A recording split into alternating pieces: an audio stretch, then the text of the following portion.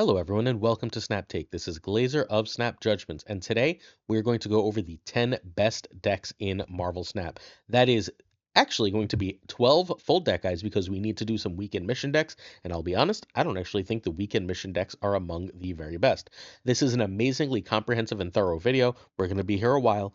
My goal for this video is that if you only watch one piece of Marvel Snap content a week, you can be totally up to date with the competitive metagame based on just this video. We also have to kick this video off with a quick overview of what the April 10th OTA balance update was. Not because it's terribly impactful, but because it's going to inform a lot of what we talk about throughout the video. It is also worth noting that I did a much longer video with my initial impressions of the OTA. It was out last night, so if you're interested, please do go check that out. The first change we have to talk about is Rocket and Groot, who goes from a 3-3 to a 3-2. He's still usually going to be just about the power of a 3-cost vision, which is still absolutely through the roof power. It's still a ridiculously disruptive card. It's possible that this pulls Rocket and Groot back to the pack enough that a card like Copycat or a card like Red Guardian could have a resurgence as better, but I don't expect that. This is the only change that actually addresses the meta in a meaningful way in the whole OTA, though, at least immediately or upon immediate inspection.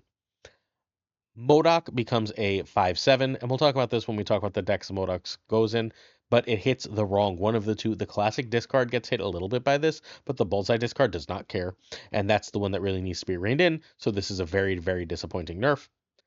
The first Ghost Rider becomes a 2/6 from a 2/5. Cool. There's a deck we should explore with this that wasn't going to be good the first Ghost Rider in Khonshu's first week. That might be good now. The sort of Khonshu Black Bolt stature deck could have some legs now, and it's worth looking into, at least with this first Ghost Rider change. It's a good reminder to try that list out, but nothing impressive. Devil Dino getting 1 extra power is pretty nice for Khonshu week, but otherwise probably not super relevant. I don't actually expect it to become a meta card, but it is better for people who are early in their Series 3 journey and Series 1 and 2 who still play the card. Bishop remains only a bounce card, and at least now it's competitive again.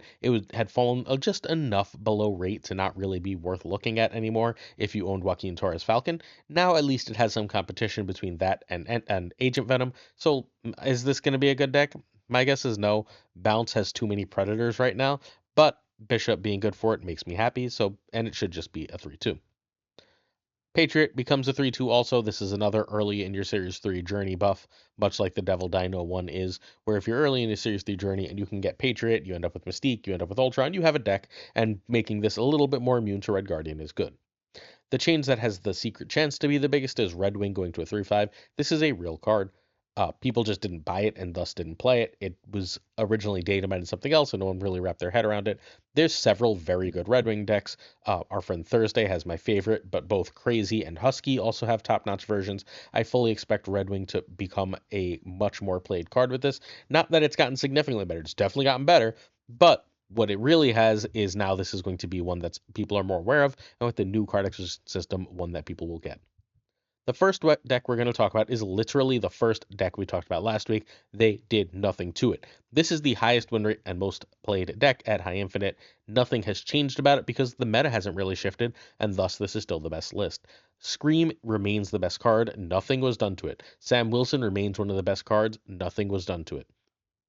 These two cards in concert are an insane win rate combo. Hell, Cannonball could even have lost a power at this point. None of that happened. Scream, this deck is card for card, completely untouched, and it remains the scourge of the meta. And again, if you don't want to play this version, we've got some other versions we'll show you of this list. This is a top tier deck, almost no matter what. The Lady Deathstrike and Killmonger combos give it a lot of extra play into the Thanos that's all over the place. Spoiler alert, that Thanos is going to be one of our top decks, while Lady Deathstrike gives us some really good play into the Bullseye stuff that we're going to look at. Spoiler alert, Bullseye is going to be one of the lists. In fact, that is what the top 3 lists we're going to talk about are. Thanos, Bullseye, Scream. Those are the meta, and the OTA barely touched them. So Scream Connoisseur inspired this list from Fudge, who you can find at twitch.tv/elephantfudge. This list is still being played. I know multiple people in the top 10 and 20 of the Infinite leaderboard playing this. This has the highest win rate at High Infinite in a real big sample size. The deck does need Scream. The beautiful thing about a Scream list, as omnipresent as it's becoming, is the only card you actually really need for it is Scream. If you don't have Uncle Ben, you can Hydra Bob, Kingpin, but then you want to cut Killmonger for Juggernaut or Stegron. Sam can be Iron Patriot or Lizard if you're running a Enchantress, or you can just move a card out of that Lizard lane and be totally fine. Plug fell out of the computer, sorry about that.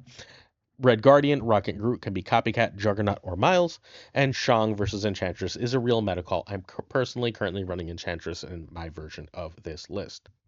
Some alternate versions. First, we have the classic. This is the classic version. The full classic version actually runs Stegron for Luke Cage.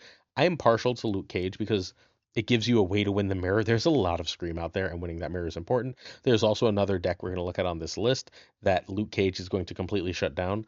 Spoiler alert, it's Afflict, while Luke is also decent into that Bullseye matchup, turning at least part of that ability off. So when you combine all three of those things, what you end up with is a very, very powerful list, and I really do like Luke in it. Stegron does offer you the possibility of Clog, which is also very, very strong, so don't sleep on that either. From there, we go on to another version of this. This version has the highest win rate in High Infinite right now. It's a 71% win rate in 100 games. We'll cover it relatively soon on the channel in a full guide, but this is basically the standard list plus Ajax. Note that Rocket Groot is a 3-2, not a 3-3. It takes a little while for the deck builders to update, so I'm going to remind you of that as things come up. But Ajax is just like a 5'11", 5'12 in this list. It's really, really great stats. It really throws opponents off. You can throw a Hazmat in for Nebula if you want, but Nebula has been really good. I had a 1-9 Nebula in a recent game that's just completely obnoxious and really, really hard to beat. There's a lot of power to this list. It's very worth playing. Again, 71% win rate in 100 games at High Infinite is absurd. And then we have, again, one last look at this list. Let's go quickly card by card before we go turn by turn. So Uncle Ben is here because you're running Killmonger and Lady Deathstrike. If you're already running the two, a 1-2 is fine. It's not the best card, obviously, right? But you play Zabu when it can work and trigger a Scream, give you 4 power, and hit Craven, make your Miles cheaper, all those things. Then all of a sudden the card becomes worth running. Scream remains one of the best cards in Marvel Snap. I don't know how many times I can say this. Its win rate is akin to Mr. Negative on play. I don't know if there's a better single deck defining card than Scream. The only card that might be as good as Scream, as far as like in the whole damn game, I think is Sam Wilson Captain America, who's got the upside of going in every freaking deck. A 2-8 is amazing stats, but also his shield is amazing for both buffing him and buffing Craven and making Miles Morales cheaper. It also, and don't sleep on this, protects your Scream from Red Guardian. Spider-Man is obviously here because it's a 2-cost move. 2 for 4 for a move is incredibly strong in a deck that runs Scream, Craven, and Miles. I hope we're sensing a pattern. Killmonger wrecks all the Thanos that's everywhere, wrecks all the Victoria Hand stuff that's anywhere, and triggers Uncle Ben. That seems great. Red Guardian is one of your tech cards. You do have several tech answers here. Red Guardian can also pull something down into Lady Deathstrike range, but even just playing a 3-5 that can ruin your opponent is great. Polaris works with Craven, works with Scream, and works with Miles, much like everything else. Polaris, along with Spider-Man, if you're lucky about where Spidey goes, works as a really great Clog package that can help you get that cannonball going. Power must be controlled. Ongoings must be controlled. You pick your poison for which of the 2 4-cost control cards you prefer. Either one fits. Miles is a 1-6 in this list almost always, unless the opponent plays Mobius, and 1-6 is incredible stats. Especially good on the last turn with Deathstrike or Cannonball. Deathstrike answers a ton of the meta and is very, very powerful right now, and again works well with Uncle Ben. While not really hitting anything important on your side, the only cards that would really hit on your side, unless something has gone horribly wrong, are Killmonger and Red Guardian. And honestly, you're fine to make those changes. If you're doing them, you're doing for a specific reason. She often plays as like a 3-11, 3-12. Sorry, 5-11, 5-12. And then Cannonball is a 5-8 who wins you the game on the last turn, basically. He can clog on the second to last turn sometimes and get you a win, but on the last turn, he's freaking nearly impossible to play around. He plays remember that even if he doesn't destroy the other card, him punching a card into a Craven lane is a buff. Scream can eat that card that he punches away. It's just wildly strong. So turn 1 you want Uncle Ben, turn 2 Scream over Sam over Craven. Turn 3 Polaris if you have Scream or Craven. Another 2 is totally fine here. Remember that playing Sam by turn 3 lets him be a 2-8. Turn 4 is 2+2, and this is your Spidey turn. You can also go 3+1 as you so choose. Sometimes you're just going to drop a Ben and Killmonger immediately together here. Turn 5, Lady Deathstrike, or you can go 3, Red Guardian Killmonger, +2, generally speaking Spidey, once in a while Craven. And then finally, you're going to go Cannonball and Miles on the last turn, sometimes Lady Deathstrike and Miles, sometimes Shang and Miles, something along those lines. This is, again, or Scream is my pick for the best deck and archetype in the game. This is right now the best performing version of that list. Before we get on to our second deck, I'd like to tell you that you can win a free Captain Carter. All you have to do is sub, like, and then later this video, leave a comment. Your comment enters you to win that Captain Carter. If you're looking for a free season pass, this is the place for you. We'll be giving away Captain Carter this week, Captain Carter away next week, and then the week after that, it'll be a new season. We'll be giving away 5 of Esme Cuckoo, the next season pass card. Coaches, Master Bullseye is still here. We're going to try and go through this relatively quickly. This is another one that just hasn't changed. MODOK has 1 less power. Huzzah. You're scaling up. You win with this deck, not by like going mid-range. You can win by mid-range, but like that's really rare. What you're trying to win by is scaling up your Meek, your Morbius, and your Collector. If you can scale up 2 of those, they get to 20 to hell, like 40, 50 power, sometimes with Morbius, and you can win that way. Or you can do the Dakin combo, and I'm just going to tell you what that is right in the front. You play Dakin 3, Frigate 4, or 4 and 5 is fine for this if you played Bullseye on 3. You play Bullseye on 5. On turn 6, you go Grandmaster Dakin. You have 1 Dakin in 1 lane, 1 Dakin in the center because Grandmaster is there. 3 shards in hand. You trigger Bullseye. Bullseye is now discarding at least 3 shards. So that is a 5/7/9 Bullseye. And your Dakins are both 32 power, which is where the real power of this is. Losing 1 power off MODOK ain't no thing for this list. The creator of this list originally was Alexander Kochia. He created this list, the best list he ever created, literally the day that Dakin came out. Sorry, the day that Bullseye came out. Like the same day Bullseye came out, he created this list. The only difference was he had Gambit in for Grandmaster, and Grandmaster is an amazing change. I'm not going to say Grandmaster is an amazing change. Grandmaster allows you to have that backup Dakin line, so Morbius just doesn't beat you. Grandmaster can be Gambit or Moon Knight. The list is still very good. Some people run Khonshu for Meek or Scorn. I personally think Meek and Scorn are much better, but hey, whatever. And the nerfed MODOK does nothing to this. This list wins by its scalers. At 1 point will occasionally lose you a game, but that is so unlikely to happen in this list, and so much more likely to happen in the Dracula list, that I feel like it's an insult given how good this deck is. So this list runs very, very simply. Oh, sorry. Cam's version of the list has Khonshu. Here's just an example of that list so you can see it, and then we'll go card by card. So Meek gets big and moves. It's almost unfair that this list has Meek. I bet you if they could take it back, they would not have Meek in this list. What Meek really, really, really does allow you to do very effectively is he gets really big, and then he can win almost automatically any of those hard-to-reach locations. Even if you want to throw like a Rock and Groot in there, you're like 8, 9 power Meek is usually good enough to win that location. Scorn is just scales up your board. Like if you're going to win a mid-range match fairly often, Scorn is responsible for that just by being discarded a bunch of times for power. You are going to want to play Scorn early sometimes, particularly if by playing Scorn, you can use either Blade or Colleen Wing to get rid of Swarm, because getting rid of Swarm is one of the key factors of this deck. Blade, along with Colleen, are your on-demand discards. They are almost exclusively here for Swarm. If there's nothing else to do, you will happily hit Scorn with them, but you're really trying to hit Swarm and Scorn with these cards. Next up, you have Morbius. Morbius is a giant scaler, whereas Meek and Collector both have to be on the board and get +1. Morbius gets +2, thus he is incredibly important in this list. If you discard Swarm once, he is now a 2/2. If you're able to discard Scorn once more, he's now a 2/6. And then if you can Colleen, you have like 4. Then if you can Bullseye, you have like 4 more. Each one is going to create 2 more copies for Collector while being discarded for Morbius. It gets real big, real silly, real fast. This ends up being like a 220 in a lot of games. Collector does similarly powerful things, although Collector really, really benefits from Swarm in particular, because then everyone discard is +2, which is wild. Until the hand gets full, in which case he's only gaining 1, because that's all there's room in the hand for. Still, he gets completely huge. Grandmaster is here largely for Dakin. Getting the 3rd shard is the break point for Dakin being an auto lane winner. 2 shards is great, right? That's a 3/16 Dakin. That's amazing. 3 shards, though, is where Dakin really becomes a nightmare to deal with, and that's what Grandmaster allows you to do. It allows you to get an easy way to get a 3rd shard. Just make sure you play Dakin in a corner, the first Dakin in a corner, alone without another on-reveal card.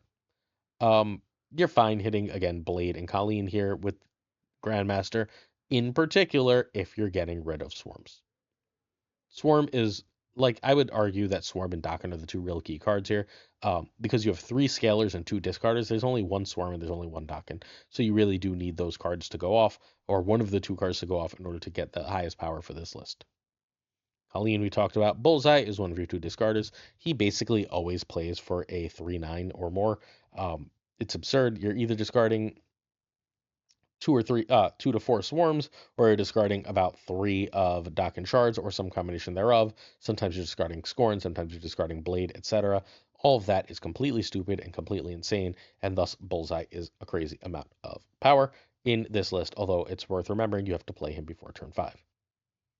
Sorry, before turn 6. You can't play him on turn 6. Dakin, we talked about already. Frigga is your card here to copy Dakin, but you'll be totally fine copying a Morbius and sometimes even copying a Collector with the card.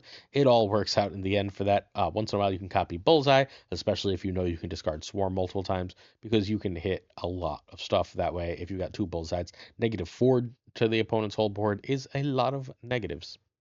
And then MODOK at 5/7 is your other discard card. This is the one you can drop without any prep or warning. If Bullseye's out and you can play MODOK, you're usually going to win the game. A lot of times when people stay against you, they're betting you didn't draw MODOK. That tends to be a bet they lose. The other power for MODOK here is at the end of the game, MODOK can be played with Blade. So if you go MODOK, then and that discards Swarm, right? Then you can play Blade, which can also discard Swarm. Now you have 4 Swarms in hand. At that point, you can use Bullseye, and now we're going a little bit crazy.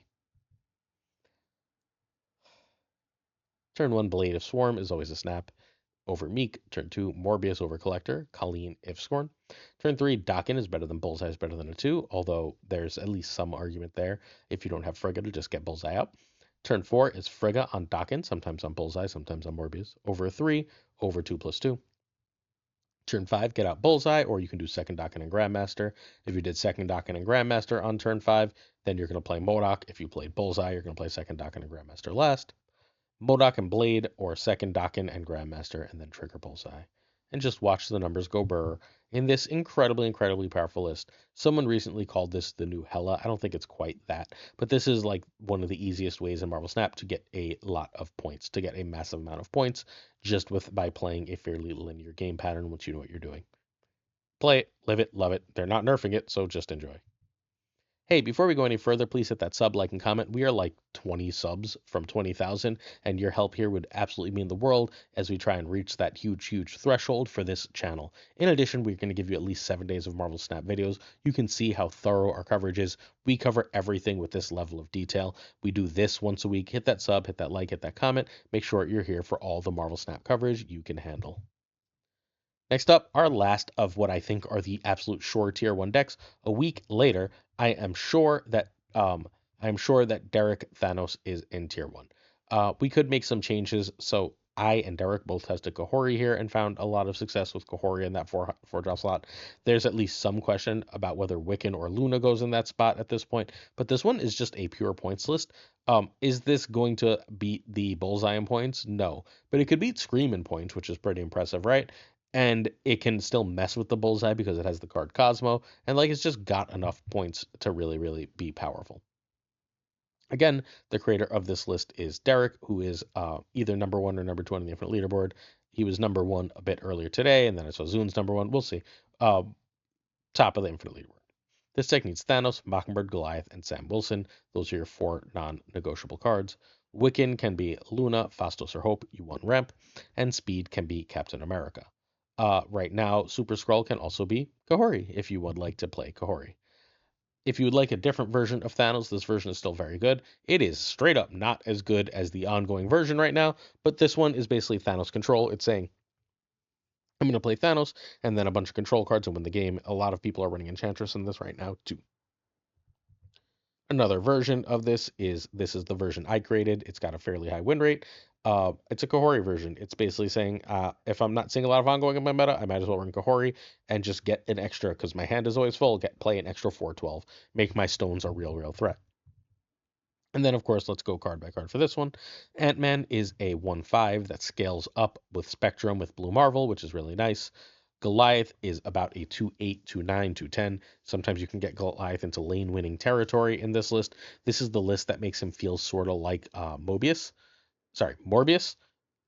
Now, one day I'll get those two cards straight. It makes him feel sort of like Morbius, where he is a real scaler for the list. He's not usually, but adding the extra 3 ongoings from Thanos does help. Then we have Dazzler, who's a 2/8 herself. You are filling almost every spot most games. Even if she's a 2/6, you're perfectly happy. You have a let's just say 2/8, 2/8, 2/8 straight across the board here if you have Sam without any outside help. That's wild. Sam is a 2/8. That's shield, also makes Mockingbird one cheaper, and can take a spectrum buff. Cosmo is your big cube stealer here. You drop Cosmo on a lane that they want in trenches that they want to get their combo off on, and you can win. Speed is like a 3/8, 3/9 fairly often. It goes really well with Wiccan because those two cards seem to synergize together. If you're playing him as a 3/8, 3/9, hey, that's pretty great. In most lists, that's like top of the line stats, but in this list in particular, that is just the same stats as your 2-drops. It's worth noting that not Sam Wilson, Steve Rogers, Captain America, if you fill his lane with ongoings, is a 3/9, and you can consider that play as well. Super Skrull is here because there's a lot of ongoing in the meta.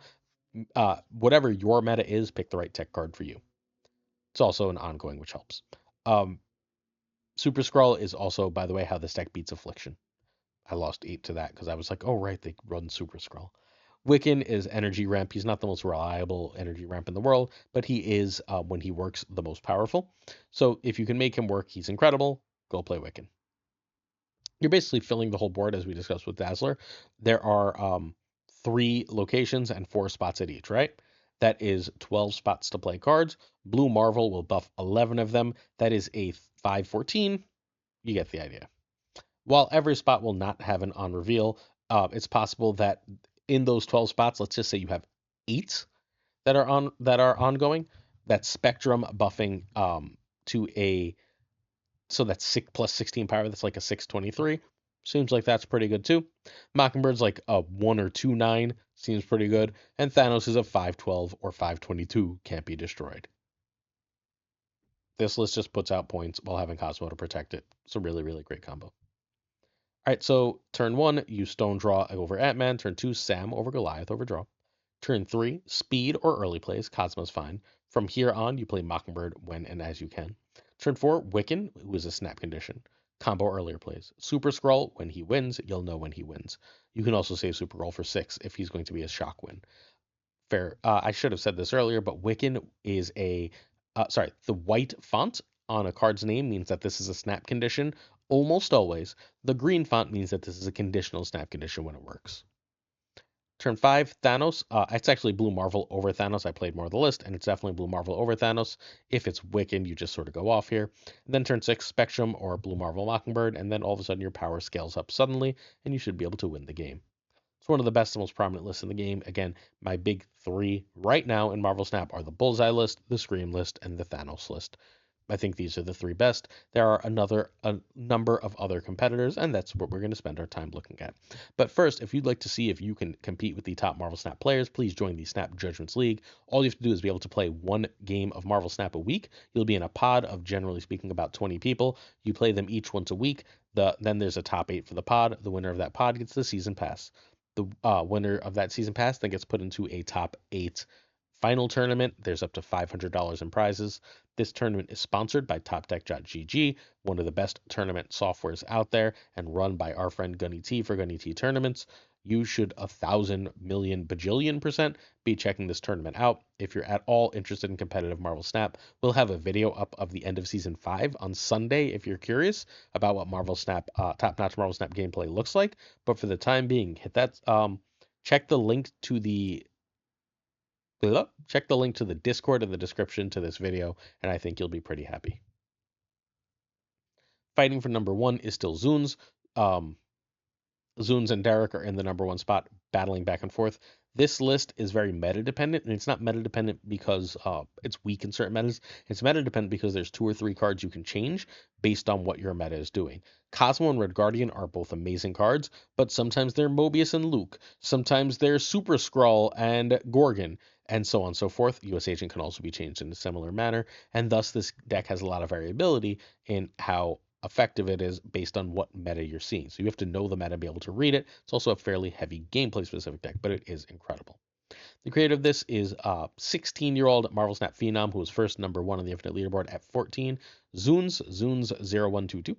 This deck needs both Agent Venom and Thena. They are non-negotiables. U.S. Agent can be Sam, Gorgon, or Warlock. Adam, Warlock that is. We don't have the New Mutant Warlock. Sage can be Wolfsbane or Juggernaut. Nico can be Adam Warlock, and Cassandra can be Juggernaut or Mobius Emma Mobius. Racco has a version of this. Our friend Philip Rakovich, who's one of the best tournament players in Marvel Snap. You should definitely check out some of his gameplay if you ever have a chance.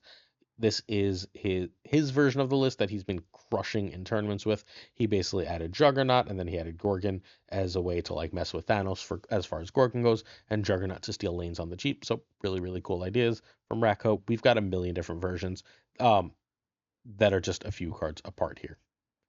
Xunzzz list card by card. So Hood you never play as a 1/3. There are 3 things you can do with Hood. You can do it with Bast, which makes it a 1/3 that gives you a 1/6, which is pretty nice. You can Agent Venom it if it's still in the deck. Once you play Agent Venom, if it's still in the deck, it's now a 1/3.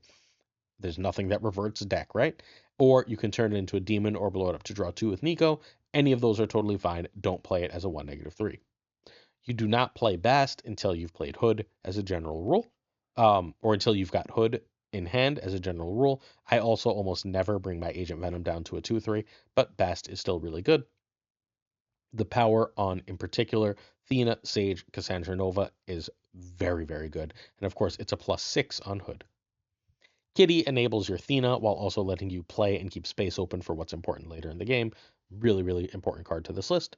Nico is here largely for that destroy turn into a demon for Hood, for Bast, for Agent Venom. But the other thing Nico really does, her copy spell for Cassandra Nova and Sage is absolutely backbreaking and auto snap.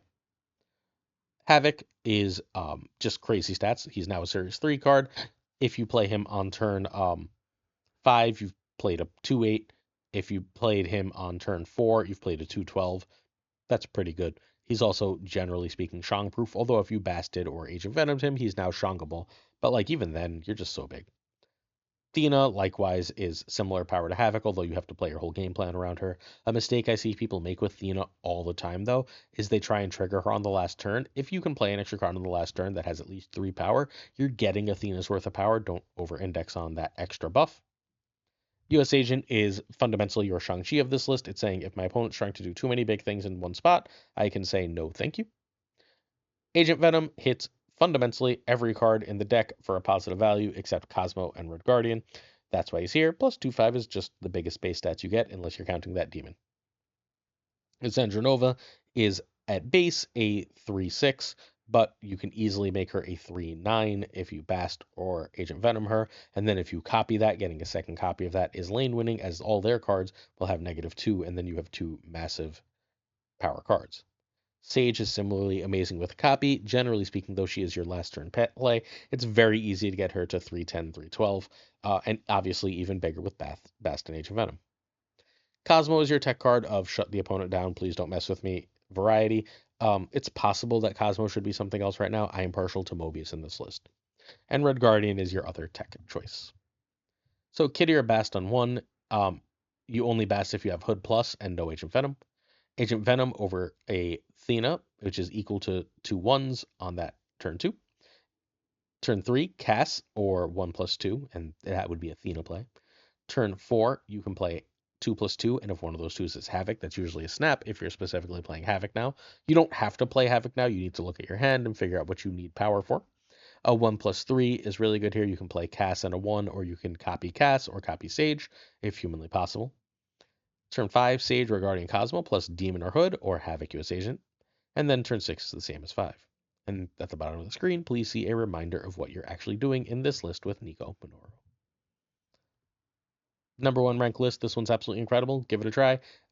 Could this be in the top tier? Yeah, maybe. I'm not 100% sure. It goes quite tall enough to really mess with the Thanos list, and the double Cosmo, like this running Cosmo and that running Cosmo, really does hurt it. I think that pushes it down a bit, but this is very, very close. Next up, in addition to our big tournament that we host basically every other month for hundreds of dollars in prizes, we have the Snap Judgments League. King of the Hill tournaments, which are just like over on our Discord, quick little tournaments that take 2 to 3 hours. So if you're interested in just a really quick, fun Marvel Snap tournament experience, we do them in lots of different formats. Come check out King of the Hill. Next up, we've got Kraven as the biggest. Um, I have no idea whether this or move bounce is better at this point. I just alternate week by week, which I do. Right now, Sizer had a higher win rate with this and a higher cube rate with move bounce. So I decided to feature this because I think Eliath is extraordinarily slept on right now and really, really good. A lot of people are trying to win games with things like Shang-Chi right now, and being able to say Eliath, no thank you, is super strong. You can find the creator of this list, probably the best ladder player Marvel Snap at twitch.tv/Sizer2654. This deck needs Aranya and Madam Web. If you don't have a Lyth, you can run Juggernaut. On April 29th, Hydra Stomper comes out, as does the Snap Pack system. If you don't own Aranya and Madam Web, you cannot update. You can choose not to update your Marvel Snap. Make sure your auto update is turned off, and you will be able to, for 2 days, assuming you have the keys, open the last spotlights we will ever have and get Aranya and Madam Web. So if that is something that seems good to you, well, feel free to do that and make sure you're able to get these cards and play this powerful deck. This is the move bounce deck we just talked about. We covered it last Friday in this video. Again, I am alternating between the two largely because I don't want to take up 2 spots with what amounts to ultimately the same deck, but also because I think that they're very, very comparable in power. Quickly, this deck is broken up between enablers, power cards, and tech cards. Your enablers are Aranya, Ghost Spider, Iron Fist, Madam Web, and Cloak. Those are the cards you're trying to use to scale up your move cards, and your move scalers are Human Torch, Dagger, and Vulture. Kraven ends up, especially in games you play Heimdall, being an extra move scaler akin to the power of Dagger, which is really nice. Cosmo is here to protect your cards, as is Eliath, while Heimdall is there to give you one last big, powerful buff up. That's fundamentally how this list works. The big tip for this list is play as much as you can left and center as often as possible, because what you want to do on turn 5 is you want to play Cloak on a fairly empty right lane, and then you can choose what you move to that location and when and where to Eliath and Heimdall in order to win games of Marvel Snap. 65% win rate, and the better version I think has shifted again, but who the hell can know for sure at this point. Turn 1, you want Aranya. Turn 2, Madam Web over the second move in Torch. Fist for Vulture is better than Kraven.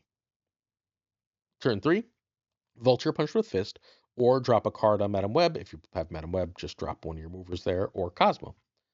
You can also just feel free to drop, like, if you're drawing now, you can drop Kraven and then Iron Fist, and feel free to get ready to Iron Fist something onto Kraven next turn. Turn 4, second mover, make sure everything is right in mid. Turn 5, Cloak left. If you have that Cloak left, you can snap it. And Cosmo Kraven, or you drop that last mover. And then turn 6, you're choosing between Heimdall and Eliath, whichever one wins you the game. That's it. This list is crazy good. It gets prio, it keeps prio, it puts up a ton of points. As much as mounts move? No, but it does have Eliath and Cosmo to be a total nightmare for basically half of the meta. Wonderful list, capable of beating anything. Give it some run. Hey, if you're curious on checking out me playing Marvel Snap, come to twitch.tv/PulseGlazer. I should be live tonight at something like 3:15 Eastern. So if you're interested, please do come hang out. I'm going to try and be live again in nighttime. So hang out with us. I'll be going away for a few days after, so come enjoy. Next up, we have Surfer, and I think Surfer is like the top, like almost there deck. Like Surfer just needs one more card. This, in losing a power for Rocket and Groot, this is another place that this actually does affect it, because Surfer wins a lot of lanes by very, very little. So Rocket and Groot taking hit really does hurt Surfer, even if it's not hurting the Scream decks nearly enough or anything else. So whatever. I do think Heart's new Surfer, which puts up a lot of points, is still going to be totally fine. Just know that you can get outpowered. Like if the Thanos list does all its stuff, it's going to put out more power than you. Run. If the Bullseye list hits its stuff, it's going to put out more power than you. Just leave. So it's worth knowing that that's the situation. But anything mid-rangey, this tends to go over the top. You can find the creator of this list, and I should have linked his Twitch here. I'm very sorry. It's twitch.tv/Heart of the Cards Snap, all one word. Go check him out. He's doing great work with a bunch of Surfer lists. The only card you need for a Surfer list that's high series is Galacta. Kate, Sam, and Agent are all high series. Iron Patriot, Forge, Okoye. Pick your poison as far as your best 2-drops go for that. Rock and Groot, Makari, Sage, and Copycat are not needed, but if I don't have Makari, I do want Hope, because I think ramp is more important if I'm not getting a free 3. Luna Snow is another decent ramp option. Absorbing Man is always fine, although at that point I might want Cassandra Nova too. We have Cosmo, Negasonic as options. Wolfsbane is largely a Sage replacement, and then Mobius it was in this list prior and still helps opponents not go for the top of you. Red Guardian here can be Rogue, and you'll be fine. All right, so oh no, I still have okay. This is the previous version that runs Mobius. It's the Iron Patriot. It's still very good. I think Mobius still might be better than Sage, but Iron Patriot's almost certainly not better than Kate. And then sometimes we run Gorgon over US Agent or Gorgon over Kate as options because Thanos is now omnipresent. Gregor's version of My Surfer, I created this version of Surfer. It had the differences. It had America Chavez in it over Rocket Group. So this was my like one of my most successful decks ever. Gregor updated it when Rocket and Groot came. Literally, as Rocket and Groot came out, he was like, "All right, let's run Rocket and Groot over America. It's a better card." Yep, makes sense. Probably still runs Rocket and Groot over America even after the nerf. This one is the second or third highest win rate, high infinite Surfer still. So just showing it to you to give you an option. And then we have this version. So what Kate does is Kate says, if I don't see Galacta, the reason Kate's in the list, if I don't see Galacta on turn 4, I can now play a 3+1, which is pretty nice. Sam Wilson is a 2/8. I don't know how many different ways I can find to say that. There's no extra real strategy here. 2/8's just good. US Agent gives you a way to pull down some of the stuff that would go over the top of you late in the game, particular the Scar Sauron list that we'll look at later. Sage gives you one more big scaler in power. Unfortunately, there's not that many different power costs in this list, so it can flail a little bit. But hey, having an extra 3/8 to 3/10 is pretty damn nice. I'm not 100% sure this isn't just Shaw at some point. Then we have Brood. Brood is amazing with Galacta, a 315, pretty damn good with Surfer too. When you combine the two, it's a lane winner. Juggernaut is how you win lanes on the cheap. Juggernaut's value is generally speaking extremely high right now, with the one caveat that it's not always very, very good against Thanos. From there, we go to Red Guardian, whose job is to just stop opponent stuff. You need a tech card. Red Guardian is your tech card along with US Agent. Rocket Groot is power that moves, helps you get into locations, as does Makari. Makari being a free 3/4 to 3/6, thanks to Surfer, is great. And Copycat not only tells you what your opponent has, but gives you a power spike in the process. Galacta, by the way, Galacta and Surfer, I never talk about in this. They're how you add power to the list. There's no real power, right? Like Galacta and Surfer, how you make it have enough power. So 63% win rate and high infinite. Turn 1, you pass. Turn 2, Sam over Kate over US Agent. Turn 3, Rocket and Groot over Copycat. Turn 4, you're looking for Galacta. You can play a 3+1 if Kate otherwise. Turn 5, you want Brood or Sage with US Agent. And then turn 6, Brood, Juggernaut or Sage, plus Surfer. Count, you can usually tell if you're going to win, even though your opponent cannot. Lovely list. Props to Heart for this really cool Surfer list. Surfer, again, the very top of tier 2, banking on the door of tier 1. It's just the tier 1 decks are just putting up a little bit more that this can struggle to deal with. Our season pass question, if you're trying to win that free Captain Carter, is what's the best deck I missed?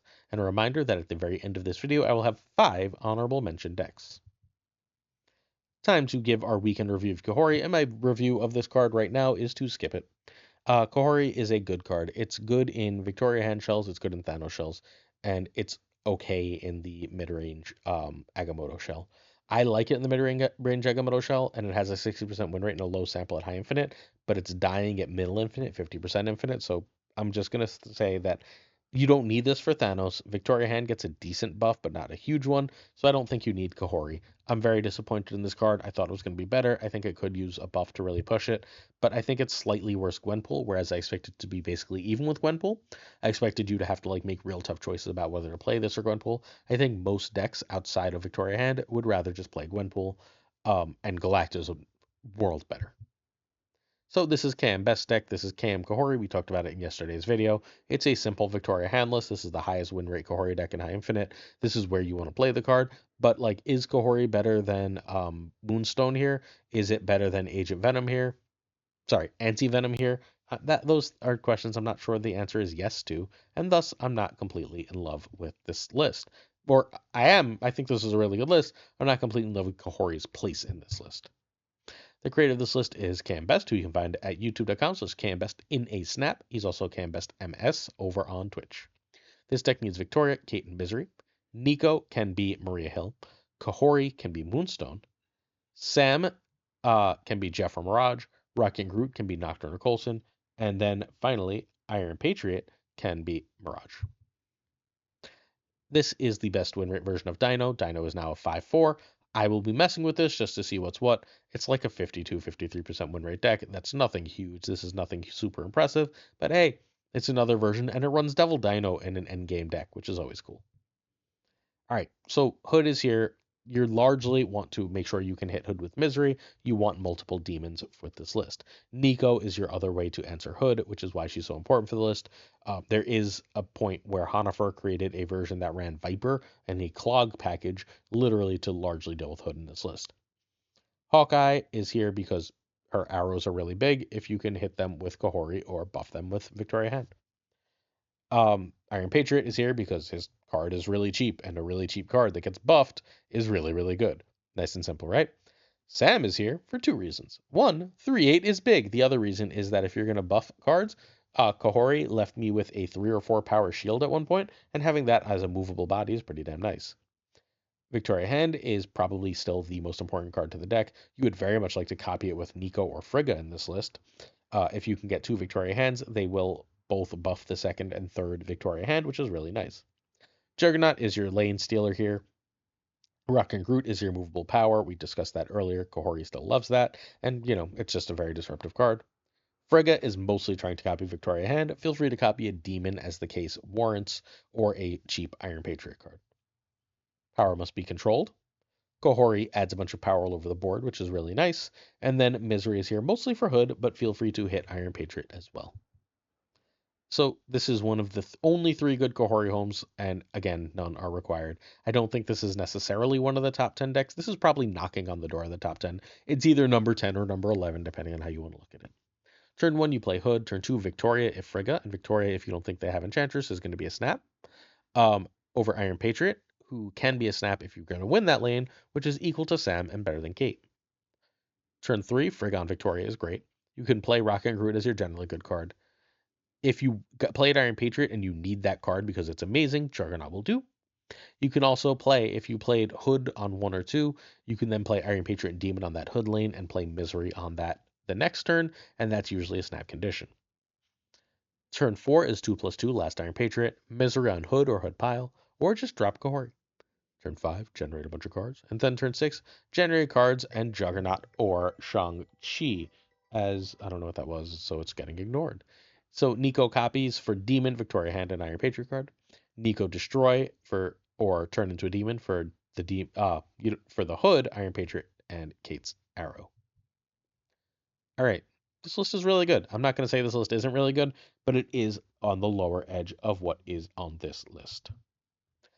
Hey, we have a Patreon. I try not to advertise it all the time. Our $2 tier gets you access to all of our tournaments, and as a way to say thanks, if you're a regular viewer, we give you, I think last week we had like 40 something full length videos. That's like less than 20 cents a video. So if you're interested, please check that out. Our $5 tier gets you early access to all of our videos, and our $10 tier gets you an exclusive video a week. And I'm trying to do even more extra Patreon stuff for the $10 tier. So if you're interested, please do check out patreon.com/snapjudgments. Any extra money you have that could help support us would be amazing. I put all of the money from the Patreon back into the community, using it for things like giveaways and prizes, and to help other smaller creators out.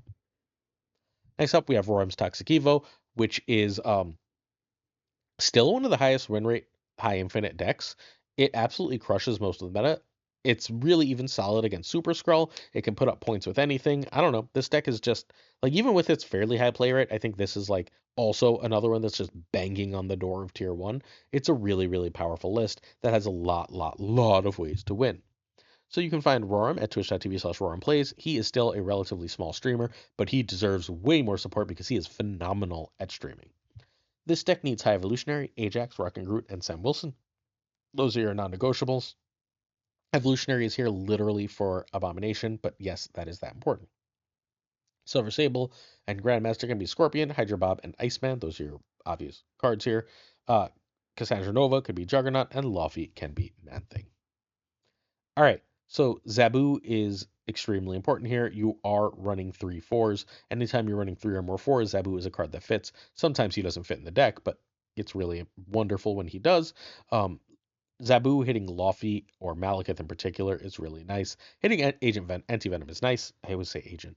Hitting Anti-Venom is nice, but being able to Malekith early or Malekith in combination on turn 5 or Luffy in combination with Grandmaster on turn 5 are both incredibly strong. Hazmat is, generally speaking, your turn 5 play. Hazmat not only gives you a stupidly big Ajax, but it also enables Diamondback to be a 311. And it oh, I'm talking about the wrong version. I'm so silly. This is another version of the list from the Snap Judgments League from our friend Blue Tears, who's a top 100 player. It's just an alternate version you can play. On to the actual list I want to talk about. Please excuse me. Sorry. The phone call thing threw me. I don't even know what that was. All right. So Silver Sable is a decent card on turn 1. Grandmaster is here to be played with, generally speaking, either Luffy or Cassandra Nova. But if you don't have those cards in hand, feel free to Sable Grandmaster. You now have played a 1/4 that has the potential to be a 1/8. It's perfectly fine. So Silver Sable is nice in that way.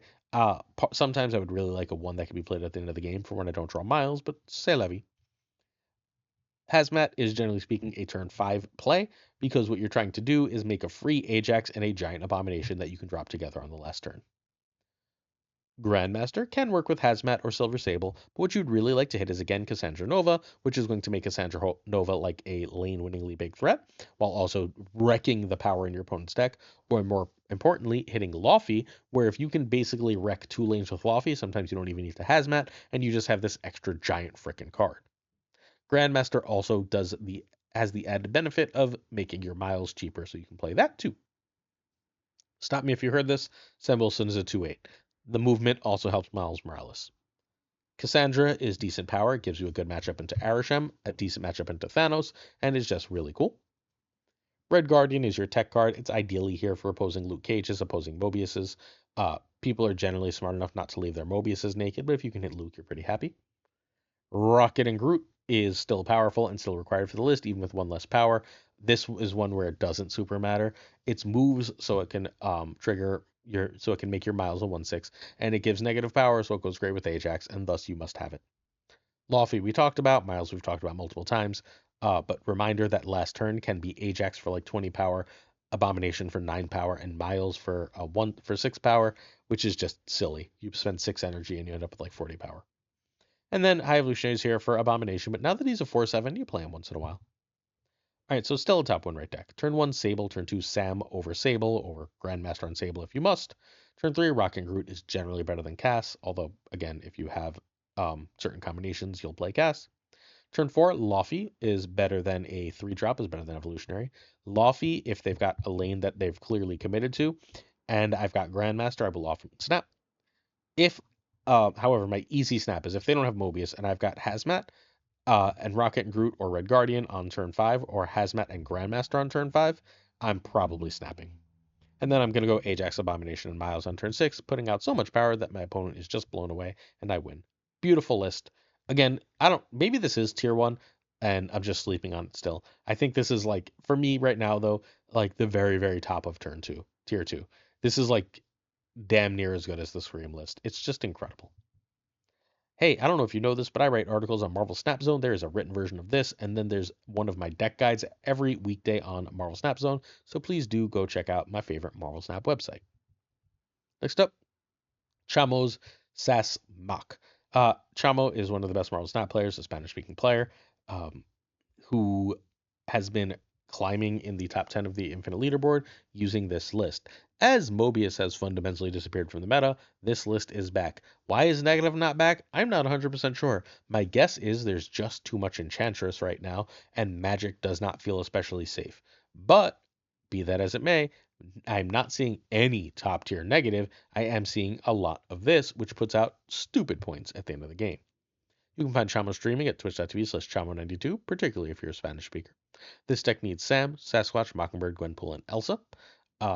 Sam could maybe be Kate Bishop, but it is way worse. Galacta can be Kahhori here. Yes, in this list, Gwenpool is more important than Galacta. Hope can be Fastos or Luna, Ramp. And Iron Patriot can be Gorgon or Lizard. So Kitty Pryde is here. Kate Bishop is here. Kitty Pryde is here because Elsa and Hope are in the list, and being able to multi-trigger them is very important. Kitty allows you to do that. In addition, she gets reasonably big with Galacta. You are running a whopping 3/4s. We've discussed this multiple times. If you're running 3/4s, you should have Zabu in the list. If you can get Galacta or Gwenpool down early, please do so. Iron Patriot is here because it's really good stats. That's it. It's got no fancy abilities or anything else. A 2/3 that gives you a good powerful card is worth checking out. K Bishop can also be that. Sam Wilson is 2/8 that makes Mockingbird 1 cheaper. Great. Rey Mysterio, yes, that is his name. Rey Mysterio is incredible. You can play it on turn 2 straight into Sasquatch. That's perfectly fine. Or you can play it on turn 5, and then just the playing of that card will give you a 2/9 Mockingbird and a 3/10 Sasquatch. But you might notice that Mysterio only costs 2. So then you have 3 extra energy. So generally what that means is you play an extra 2-drop and you play Kitty Pryde, which means now you've played 4 cards, making your Sasquatch a 1 and your Mockingbird a 3. If you've got any of that on Hope Summers, you can now also play Enchantress with Mockingbird and Sasquatch, or you can play Elsa and Kitty still on Mockingbird and Sasquatch, and now you're just like going crazy with power, all thanks to Mysterio. Elsa makes your Mysterio bigger, makes your Kitty Pryde bigger, and makes them real threats, which is nice. Hope gives you extra energy to make sure you can pull off all your stupid combos. Galacta helps scale up your cards. In particular, scaling up Kitty Pryde is very, very, very strong. Enchantress is just there's a lot of ongoing and I don't want to deal with it. Gwenpool has the value of same value as Galacta, but Gwenpool has extra value when it hits Mysterio. If it's Mysterio once, the real Mysterio will be 6, but both fake Mysterios will be 2, so you get a 2/10 in power. If it hits Mysterio twice, you get a 2/16 in power. That's Doctor Doom. Next up, we've got Mockingbird and Sasquatch, who are big power on the cheap. So Chamo has been climbing with this. He has like a 70% win rate with it, and this is still a really high win rate deck overall. Turn 1, Zabu over Kitty. Turn 2, Sam over Iron Patriot. Can be a snap. Over Mysterio. Can be a snap. You will happily drop Sasquatch of Mysterio. You will also just happily play a 4 if you can get a 4 out. For the love of God, Galacta on 3 is insane. Hope is better than Elsa otherwise. Turn 4, Gwenpool if you have Mysterio is better than Galacta. If not, play Galacta over Hope or Elsa +1. And then you want Mysterio plus everything else you can, and then you want Mockingbird Sasquatch plus. This is a really easy deck to play. It puts out a lot of power. This is another of the lower end top 10 decks, at least in my opinion, because like an opponent drops a Mobius and then you're just hopeless unless you can Enchantress it immediately. So like this is a lower end top 10 list, but I do think that this is easily in the top 10 currently. If you'd like to see some gameplay from these lists, especially as I'm going to be in Niagara Falls from Saturday to Tuesday, there will be a video every day. They're all prepared. Have no fear. If you are interested, please check out the stream team. Today is Friday, so the Pirate King Tucker will be streaming some Marvel Snap from 10 to 11, doing a whole bunch of these decks. Next up, we've got Sauron's 10 power ranked, and we found out who made this. It was one of our friends, and we just had no idea. So this is Sauron 10 power ranked. This is basically saying, hey, Sauron makes Starbrand and Typhoid Mary completely insane. Ebony Maw is already completely insane.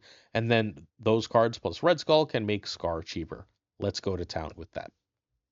The creator of this list is apparently Alexander Isaac. Please check him out on Twitch. It's one of our friends. He's awesome. This deck needs Scar and Starbrand. Those are your non-negotiables. Ares can be Cull or Crossbones. Both are worse, but both are acceptable. Surtur can be Shang-Chi or Juggernaut. In fact, I will never be sure that Juggernaut's not just better here. This list is untouched and has a huge win rate. There's no other version of it, though. So Zabu makes your 3/4s cheaper. I know, we're shocked. So many decks. KM Best noted that Zabu might get a nerf soon from this, but it didn't happen in this OTA, so Zabu is just everywhere. Zero is here sort of as your backup Sauron. You will use it with Ebony Maw or Starbrand early, as you must. Ebony Maw is insane after a Sauron. 1/7 feels completely bonkers, but other than that, it's just good power. Sauron's the single most important card of the deck, and it's not close. Sauron making, again, Ebony Maw, Lizard, Starbrand, Typhoid Mary, and Red Skull, all pure positive, is great. Lizard can lose power from from the opponent filling a lane, but if they're filling a lane and they have any ongoing cards, Enchantress turns that shit off, making you have a 2/6, and then you have 12 power in that lane while your opponent has lost whatever they lost. Surtur's here. I don't really love him, but he's good in the list. He gets to a 2/9, generally speaking, right? You can play Surtur, then you can play Typhoid and Red Skull, and now he's, a 3/9. And then if you play Scar, he's a 3/11, which is great, but I find that he's just a little clunky and awkwardly timed. Starbrand is significantly better thanks to Sauron. 3/10 from the bat is amazing. Also, if you played Sauron, you can then go Surtur into like Ebony Maw and Starbrand, which is stupid. Ares is a 4/12. That's the reason he's here, because 12 is more than 10. I don't know if you know that. That also lets him be played in Typhoid Mary's Lane and still benefit Scar. Enchantress will turn off any of your negative effects but Ebony Maw, unless you can somehow play them on the same turn before turn 4. But if you can't, it will turn off your Starbrand, your Typhoid Mary, Red Skull, etc., Lizard, negative abilities, which is very nice, while also wrecking opponents often. Typhoid's a 4/10 with no downside with Sauron or Enchantress. Red Skull's a 5/14 with no downside with Sauron or Zero or Enchantress. So yeah. And then Scar is fairly often a 3/12, which means you can play him on the last turn with another powerful card like Starbrand or Ebony Maw and Lizard or whatever and just dominate. So this is one of the highest win rate decks.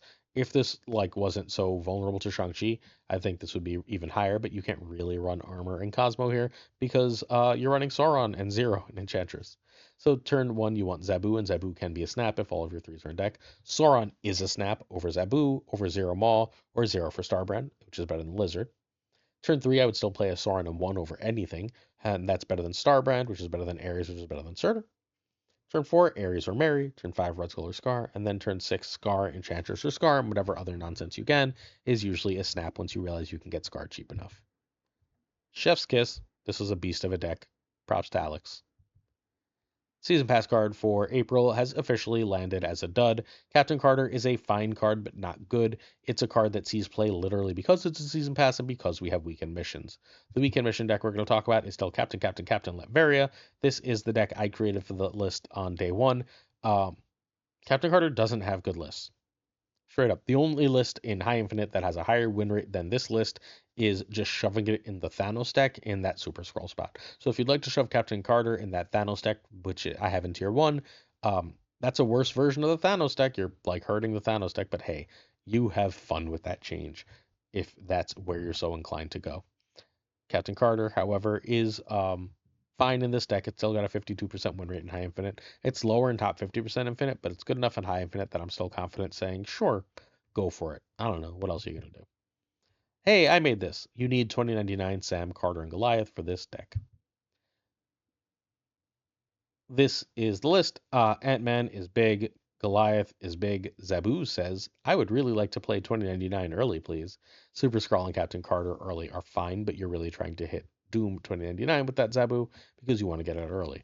That is also why Psylocke is here. When you can get Doom 2099 out early, this does feel like a very powerful deck. When you can't, it feels sort of useless. Goliath loves Doom 2099. It gives extra ongoings, which makes him huge. Sam's a 2/8. It not only helps direct the Doom 2099, it helps keep Captain Carter in the front because you can play Captain Carter behind that shield and then move it out, letting her move to the front. And it buffs Captain America Steve Rogers. Steve Rogers makes your Doom bots a real threat, while also buffing Captain Carter to be a real threat. Super Skrull says opponents that are problems are not problems anymore. It can be Iron Lad or another card as you choose at this point in the meta. Captain Carter's decent here. Doombots behind her are again real threats, and Enchantress is obviously a problem for this list, right? But Captain Carter is still pretty solid, and she gets reasonably big. Doom 2099 is the best deck card or the most important card in the list. It makes Goliath big. The Doombots get big with Captain America, Blue Marvel, Spectrum, and Captain Carter, and thus you're able to compete. Blue Marvel is a board wide buff. Board wide buffs are good. You do fill the deck fairly often, which again, as we discussed earlier, makes Blue Marvel a 5/14. Doom is a 6/15, but those Doom bots will also get buffed by the other Doom bots, which is really nice. And then Spectrum is also fairly often a board wide buff. She's especially important when, she's great with Doom 2099, but she's especially important when you don't see Doom 2099 as a way to make your Captain Carter Goliath type stuff win locations. This is just a worse version than the Thanos list, though. Straight up. Almost all these cards are in the Thanos list, and Thanos is better than Doom and Doom right now. So, turn 1, Zabu over Ant-Man. Turn 2, Psylocke for Doom 2099 over Sam over Goliath. Turn 3, Doom 2099 is a snap. Cap over Sam over Carter. Turn 4, Doom 2099 can be a snap if you know what your opponent's power output is and you're beating it. Over Carter over Super Skrull. Super Skrull can be a snap if it's incredibly strong.